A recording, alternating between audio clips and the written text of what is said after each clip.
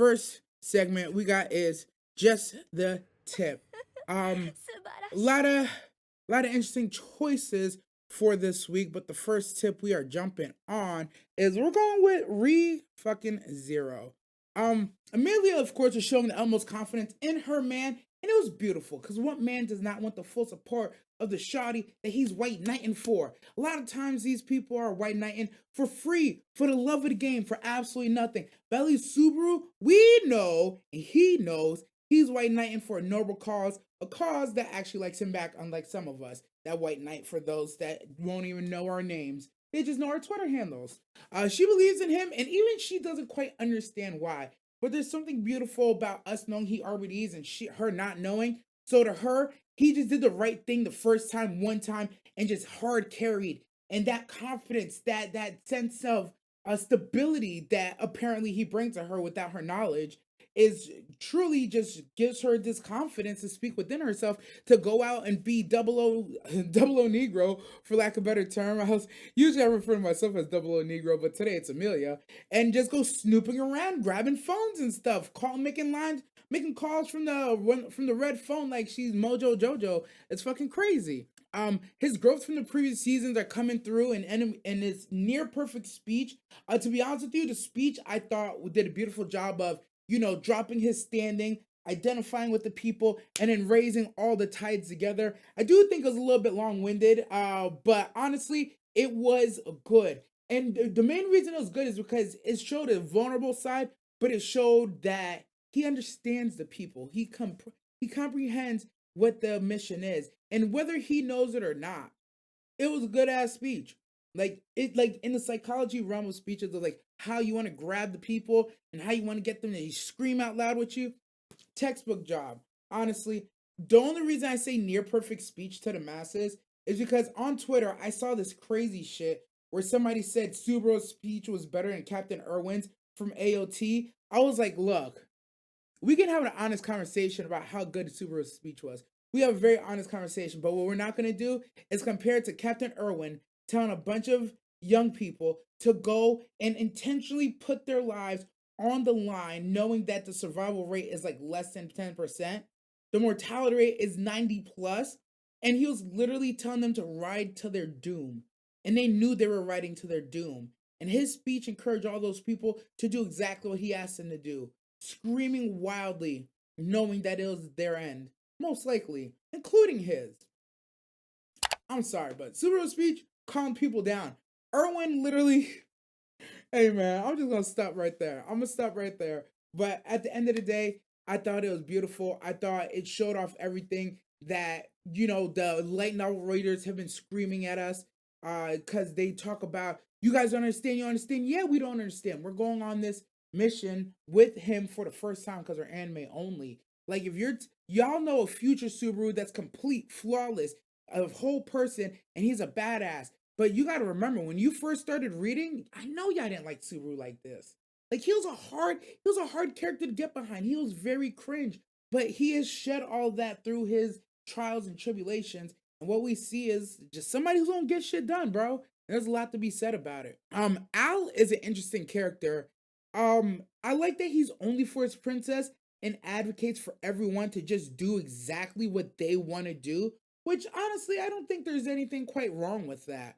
But sometimes I wonder later on down the road, will that intent, the way he moves, is there going to be a point where he's moving against what Priscilla wants, where Subaru's moving against what Priscilla wants, and Al's like, yeah, y'all not, I'm doing what she said, so y'all kind of in my way, and he was like, whack people up, you know. I'm looking forward to seeing how that plot piece that Al's gonna do exactly what he wants to do when he wants to do it. It's gonna have to come back full circle. That's not something you just drop and then you just ignore. It just never pops up. Even when he came back and the super was about to give the speech, he's like, "Listen, brother, you don't gotta do this. You could just run, my boy. Like nobody would be mad at you. It's crazy. Everything that's going here is wild. You should run to your girl. I would run the mines." And it's just like, yeah, later on, that might become a problem, but we'll see how that affects everyone moving forward. All right, the next tip we're jumping on is Dan. Let me tell you something about this motherfucking show. It got so serious so fast. It was it was an episode where you had smoke for like the first 8 minutes, and then the most heartfelt, heartstring tugging story you could ever imagine for like the next 21 minutes. It was fully unexpected. Okarun's access to power has been further clarified. As long as, like, he now has one ball. Let's get that clear. I think I'm stopping at one ball. I'm stopping at one ball. One ball in the skin, I'm good. If I long as I have access to the power, I think that's a fair trade-off. Honestly, you can still get a lot done with one. That's what I've heard, but that's just me. So he can turn into the form and still run fast and be effective and kind of tank, but he only has two big attacks where he can go full out. So that's interesting to see. Momo's power has so much utility. So I thought it was funny that she kind of chose to stay zip tied the entire fight. Like at any moment, she could have just like I watched her give CPR to a heart with her power by directly touching it. You're telling me she couldn't rip apart the zip tie? Like for real, for real? I don't know, man. If you told me later on when she grows up, she ends up in some BDSM stuff, I'm not gonna be surprised. I'm gonna be like, yeah, that sounds about right. That's about par for the course. I watch this girl run around zip tied for 20 minutes for no reason, but that's just me. Maybe I'm tripping. She could have found a steel beam to rub it on. She could have found a piece of wood to break it off of. She could have just used her powers. Nope, zip tied. But that's just me. Um, so the story for the Strange Woman was a fantastic depiction and build up intro for who and why she would help Aira, right? And it's just summed up very perfectly. Aira was a girl that was looking for a mother that she lost, and in the world she was so new to her that she had access to like the spirit world, and her kindred spirit just happened upon this strange woman who was just wandering looking for her daughter, not realizing she was looking for her daughter. Aira called her the right name, Okasama, and it was just over from there. She's like, my daughter, I'm looking for my daughter. That must be my daughter. And I can only imagine why our ear's life has been going so well. I can only imagine what this spirit has been doing in the back. Sorry, something just moved in the right. And because I'm talking about spirits and shit, it kind of creeped me the fuck out. Because the AC, oh no, the AC is running. I was like, the AC's not running, the fan's not on, but the clock just moved, but the AC's running. Anyways, my bad. Sidetrack, back on topic. It was a daughter looking for a mother and a mother looking for a daughter. And I can't imagine the things this spirit's been doing in the background to help her out throughout life. So it's they had this cosmic fated bond through time and life, and it just made sense that at the end, she was so used to defending against these strangers or these other spirits or whatever she's been fighting that she hurt her own daughter, and now she was ready to give up her aura for it to make what was wrong right. And it just is just heartbreaking, and I love that they were able to convey the story through everyone except for Okarun, through Momo got the sauce, Ayara got the sauce, and it's really just Okarun who don't know what the hell's going on. And it just makes sense because for all intents and purposes, they very clearly said it. She was dead, or if she wasn't dead, she was like at like 1 HP. Swear, she was 1 HP on the verge of going to the other side, and then she got this effusion of aura to save her. It just makes sense. They did a good job. It makes sense. This lady was never supposed to attack them. This lady was never supposed to attack them. And from that point, it's like, oh, she would give her life for her. And they told a beautiful fucking story. That backstory wasn't shit. This woman was working 3 goddamn jobs. One of them was on her back. It was just some money for a dress. They boxed her up for some money for a dress, bro. Those pips ain't shit, bro. Those pips ain't shit, bro. Um, I thought Turbo Granny's levels of don't give a fuck. She's like, I'm just here so I don't get fired. Was absolutely hilarious. She could care less what was going on. Just really minding her own fucking business. What I'm looking forward to, does Aera have powers now? Will she forever be able to see ghosts? Like, is she like part of the squad now where like things are gonna happen and she's like, guys, this is weird, and they're gonna have to go help her? There's a lot of dope shit that I'm fucking looking forward to. Anytime you add somebody extra to the fray, Especially we if she gets the powers, bro, what powers would she get though? Would she get hair powers? Does she have like Momo style powers? Can she like extend her arms or hair? I don't know. Whatever it is, I'm looking forward to it. The other question is, do you think she'll become a better person now? Do you think she saw that? Because from what I gather, IRO wasn't a terrible person, not a horrible person, but she definitely had some flaws and some room for growth. Do you feel like this could potentially make her a better person? I feel like this is one of those things where it's like it should be life changing. It should really affect the trajectory of where you thought you were going. So it'll be fun to see. Also, did Okra just make a new friend? We already saw these shotties. These shotties kind of don't like each other. So, Okaroon, I'm not saying you got to make a choice, but if there's a time, it's going to be soon, my boy. All right. And the last tip we're going to jump on before we get into the quest board, we'll talk a little bit about some Arcane. Arcane dropped another Wild 3 episode set. I was fully unprepared for the insanity that we were about to see. Jinx and Vi find their daddy Vander, who we thought was dead but has been turned into a werewolf, or a living weapon is actually the technical term. And I played League of Legends and I didn't realize that Vander was Warwick. I played League of Legends barely, but I played Teamfight Tactics. Definitely played a lot of Teamfight Tactics. All right. He got turned to his experiment because he was trying to cure death, right? And it was nice seeing Jinx become like Vander in that she stood for people as Zon and she adopted like a little daughter, like a little lost child. Meanwhile, Vi was been getting punched and freaking blackout drunk after her breakup with Kate.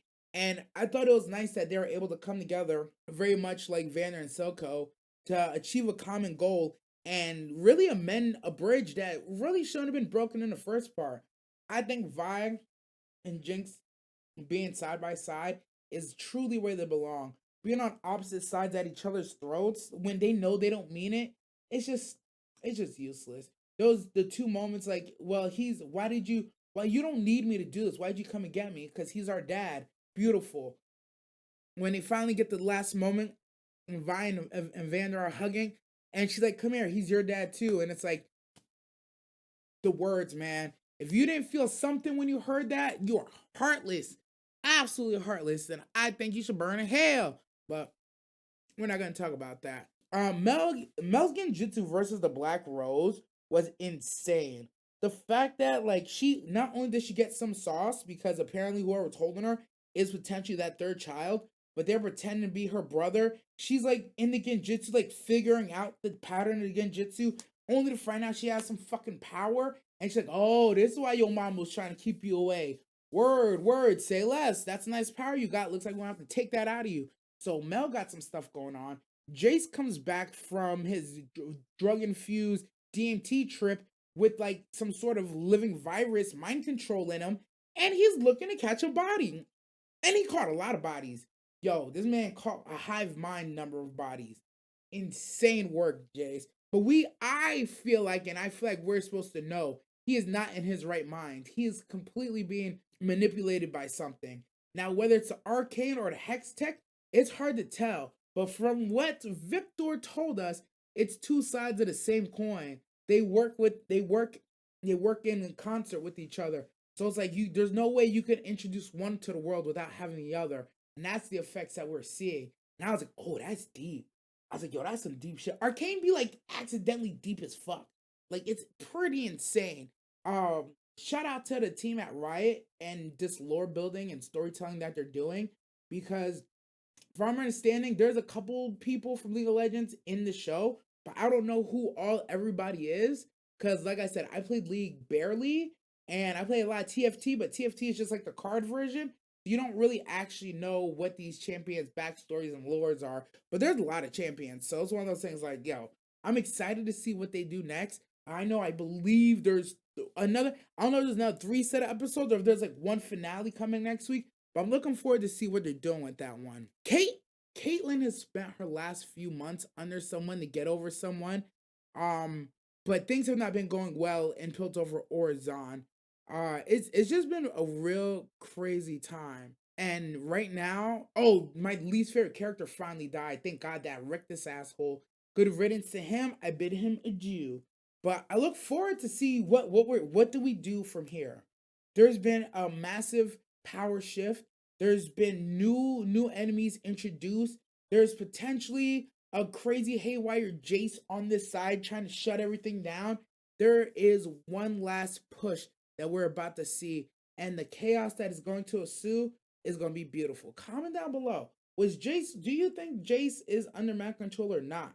Like, is he just wilding because he was on the drug trip, or is he actually doing something? Are we going to see the outcome of what Mel, Humdinger, and Echo are into? Because right now, Mel's in a Genjutsu, Humdinger and Echo are also in a Genjutsu, and we got a whole lot of unanswered questions going into this last episode or last set of episodes. So I'm really excited to see what they're going to do next. And that's the last tip we're on. We're jumping off that bitch. Hallelujah, thank you, Jesus. We're gonna get right into the quest board.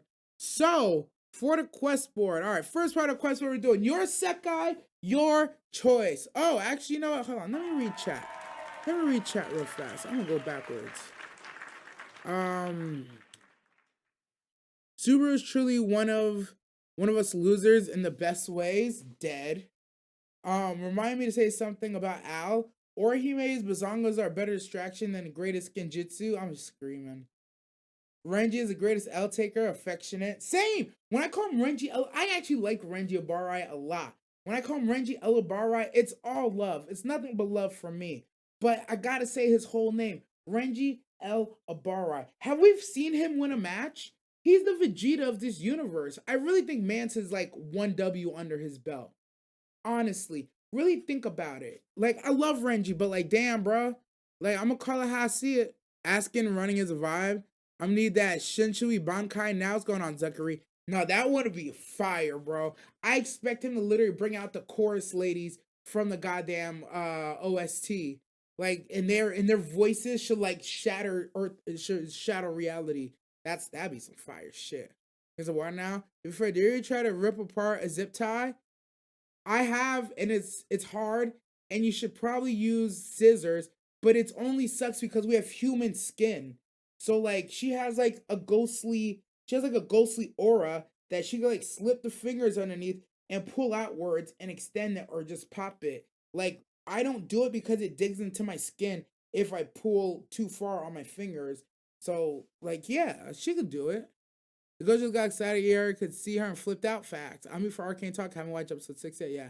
Renji killed that one bull around car and the luchador, and that's it. Poor bastard was set up. Damn. So he got 2 wins and like 6 losses. Look, my fight record is about the same in real life. And I tell you all the time, I take L's. He's Renji Alabarai. We in the same boat. Throughout all my combat sport experience, besides winning, besides in second grade, getting second place in a in a taekwondo tournament, besides that, like, yeah, my real life fight record is like 2-6, bro. I was 0-4 in wrestling. I was 0-4 in wrestling. I've won 2 single fights, and I've lost like another 4. So no, so I'm even worse. I'm 2-8. Even worse, I'm 2-8, 20% in lifetime. But you know what? In brawls, in jumpings, yeah, I've been in enough of those. I don't count those records because those records are like, you don't if it's a big old brawl, you don't count that as a fight. Everybody's throwing hands. It's just boys being boys. So it is what it is.